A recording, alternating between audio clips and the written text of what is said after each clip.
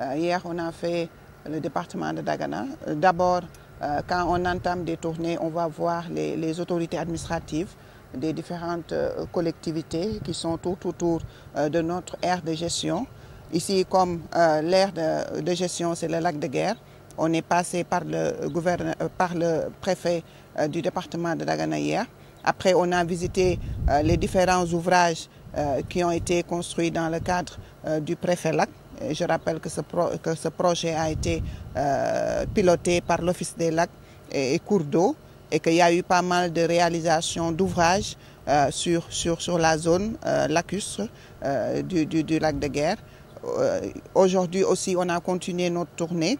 On est passé par la compagnie sucrière sénégalaise et je rappelle que la compagnie sucrière, c'est un gros préleveur sur le lac de Guer. Il y a eu un partenariat avec la compagnie sucrière et aujourd'hui on est parti pour un peu voir l'état de la situation par rapport surtout à l'ouvrage X6 qui est un ouvrage de drainage de la CSS sur la Taoué et on a discuté un peu des projets qu'on va ficeler ensemble mais éventuellement aussi pour l'arrêt du rejet de X6 sur le lac de Guer. On a continué aussi notre tournée pour faire la traversée du lac pour un peu s'imprégner de la situation du système lacustre, pour voir aussi le niveau de la qualité et de la quantité de l'eau sur le lac. Donc en résumé, ce sont ces points. Ensuite, on a fait une petite rencontre avec quelques représentants des collectivités et des communautés qui sont tout autour du lac de Guer. Et je rappelle que l'objectif de la mission, c'est surtout faire un état des lieux. Parce que, hormis les projets qui sont en instruction, il y a eu des projets déjà réalisés par l'Office des lacs et cours d'eau dans le cadre du préfet lac, mais il y a aussi des projets qu'on envisage de mettre en œuvre, que ce soit le préfet l'eau, que ce soit le PCA, que ce soit les projets de transfert d'eau que l'État du Sénégal compte faire à partir du lac de Guer.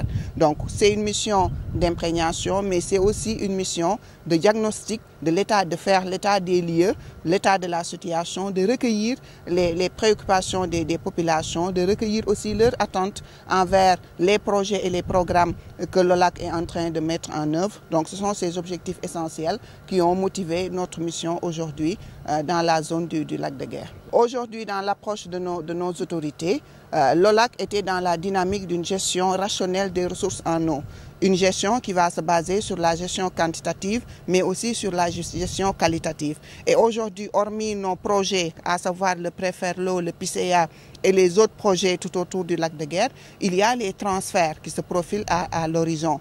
Déjà, la ressource est là, la ressource est disponible, mais il y a certains problèmes dont sont confrontés le milieu, l'écosystème lacustre. Ces problèmes, on a pu les diagnostiquer aujourd'hui. D'abord, c'est l'envahissement des plantes aquatiques, le TIFA, qui colonise un peu les berges du plan d'eau. Il y en a un peu partout, même au niveau des ouvrages réalisés dans le cadre du préfet lac, au niveau du Nietillon et autres. On voit que, hormis le TIFA, il y a les salades d'eau aussi qui prolifèrent sur la surface de l'eau. Donc l'objectif est de voir comment, avec nos partenaires, avec nos différents projets, comment faire pour pouvoir un peu diminuer la prolifération. Parce que le TIFA, on ne peut pas l'éradiquer à 100% dans ces milieux lacustres d'eau douce. Ce qu'on peut faire, c'est essayer de diminuer la prolifération, de diminuer leur population sur les plans d'eau. Donc c'est ce qu'on projette de faire dans nos différents projets. Mais il y a aussi d'autres travaux qu'on va faire sur la Taoué, sur le lit de la Taoué, mais aussi aux abords du lac de Guer pour pouvoir faire des endiguements afin de favoriser une retenue d'eau assez importante. Parce que dans le cadre des différents projets, que ce soit le transfert vers le triangle Dakar-Mbour-Thiès-Touba, que ce soit le transfert vers le Bas-Ferlo, c'est des millions de mètres cubes d'eau qui seront mobilisés. Et là, aujourd'hui, on a fait la traversée du lac.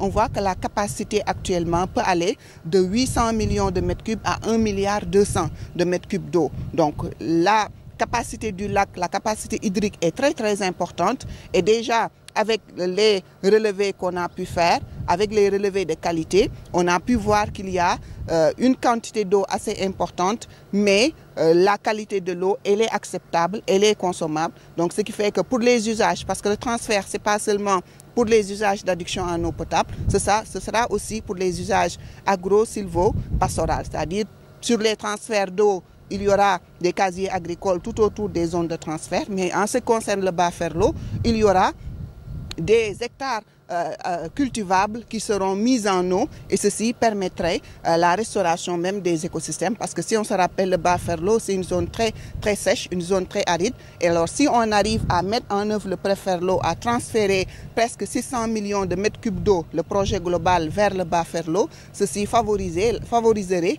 la restauration des écosystèmes mais aussi la disponibilité de l'eau pour pouvoir faire les différentes activités agricoles et agro-silvopastorales.